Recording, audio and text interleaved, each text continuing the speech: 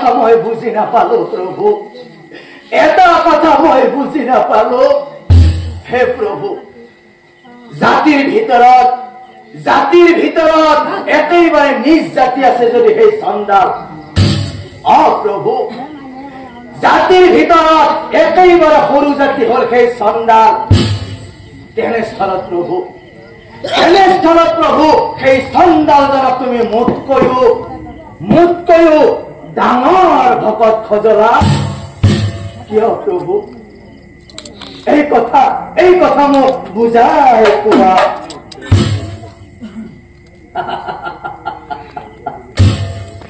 হেৰা নাৰদ মুনি, তুমি আচলতে যিজন চণ্ডাল বুলি ঘৃণা কৰিছা, তেওঁ আচলতে ঘৃণাৰ পাত্ৰ নহয় নাৰদ মুনি, তেওঁ আচলতে ঘৃণাৰ পাত্ৰ নহয়।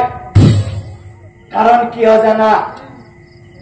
তুমি বোধহয় নাজানাই নাৰদ মুনি, চণ্ডাল হৈ যিটোজনে শ্মশানত মৰা দাহন কৰে, চণ্ডাল হৈ যিটোজনে শ্মশানত মৰা দাহন কৰে, তেওঁৰ সমান পুণ্যবান নাই।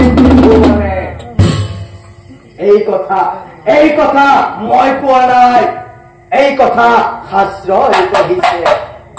মৰা দাহন কৰাৰ সমান পুণ্য বোলে এই সংসাৰত আন একোৱেই নাই। নাৰদ মুনি, তুমি ঘৃণা কৰিব লাগিব। কাক জানা? কিছুমান নামতো চণ্ডাল আছে,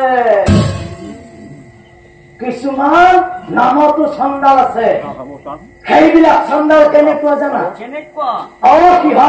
সিহঁতে গুৰু গোসাঁই একো নামানে, আৰু সিহঁতে বৃদ্ধ অৱস্থাত বৃদ্ধ পিতৃ মাতৃক পালনো নকৰে। হে পৰম শ্ৰদ্ধাৰ নাম ধৰ্মী ৰাইজ, কত পিতৃ মাতৃয়ে কত দুখ কত কষ্ট স্বীকাৰ কৰি পুত্ৰসকলক ডাঙৰ কৰাই, মনত এটাই আশা, আমাৰ বাচাই সোনকালে ডাঙৰ হওক, আমাৰ বাচাই সোনকালে জানা বুজা হওক, বাচাই ভাল চাকৰি কৰক, বহুত টকা পাব, আমি আৰু বুঢ়া অৱস্থাত বহি খাৱাহে কথা। কিন্তু ৰাইজ, কিছুমান কুলাংগাৰ পুত্ৰই সেই বৃদ্ধ পিতৃ মাতৃৰ কথা মুঠেই নাভাবে। বুঢ়াক লৈ যা, ৰাতি লৈ যাবি, কোনো নাথাকে, কবাৰ ৰাস্তাৰ কাষত পেলাই থৈ আহিলেও হব যা। বুঢ়ীকো লৈ যাবি, আশ্ৰমত সোমাই থৈ আহিবি যা। মুঠুৰ ওপৰত এই বুঢ়া বুঢ়ী হাল মোৰ চকুৰ আগৰ পৰা চাই হব লাগে।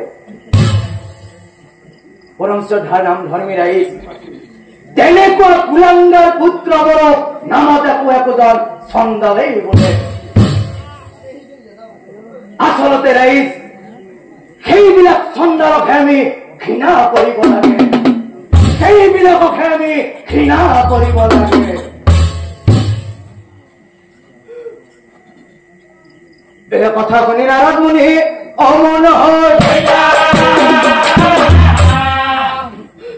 প্ৰভুৰ চৰণে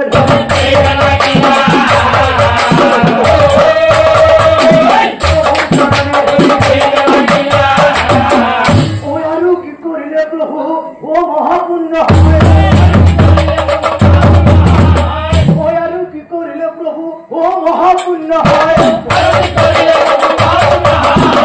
এই খবৰ কথা মোক হেৰা নাৰদ মুনি, তাৰ মানে তুমি একো নাজানা, মোৰ পৰা শিকিব যত্ন কৰিছা। শিকা শুনা হে নাৰদ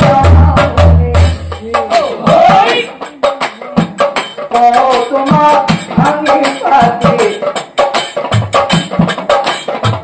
মহাপুণ্য হয়।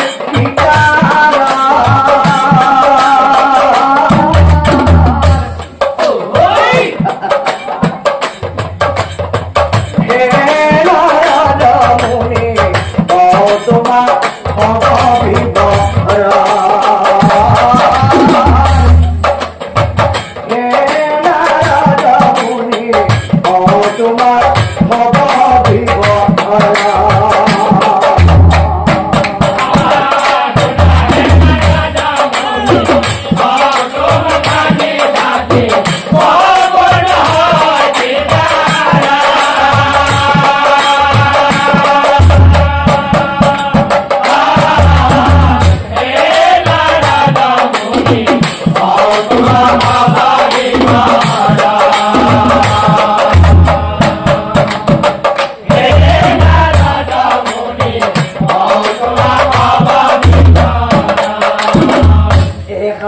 ভাগৱতে দান কৰিলে পুণ্য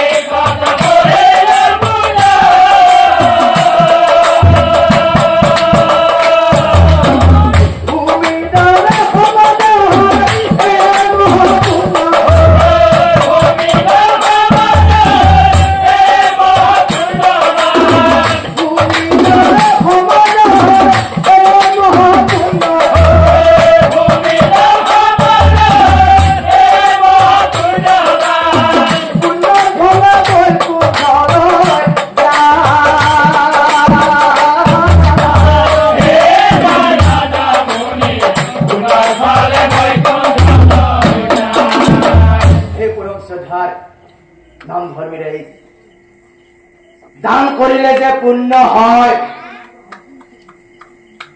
দান করিলে যে পুণ্য হয় এই কথা আমি সকলোৱে জানো কিন্তু ৰাইজ দানৰো ভাগ আছে একমনে শুদ্ধ মনে কৰ ভূমি দান কৰিলে মানুহে তিনিটা বস্তু পায় ভূমি দান কৰিলে তিনিটা বস্তু পায় যেনে অন্ন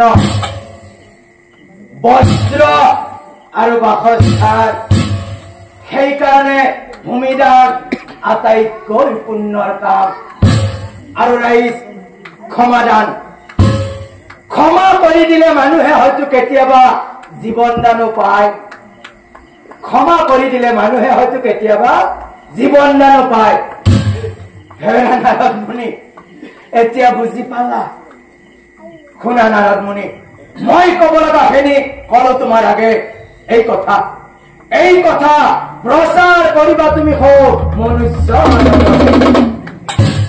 এটা কথা মনত ৰাখিবা নাৰদ মুনি এটা কথা মনত ৰাখিবা জীৱনত নিজক লৈ কেতিয়াও অহংকাৰ নকৰিবা নিজক লৈ কেতিয়াও অহংকাৰ নকৰিবা কাৰণ অহংকারে অধপতন তুমি নিশ্চয় জানিবা অহংকারে অধপতন তুমি নিশ্চয় জানিবা অহংকারে অধপতন তুমি নিশ্চয় জানিবা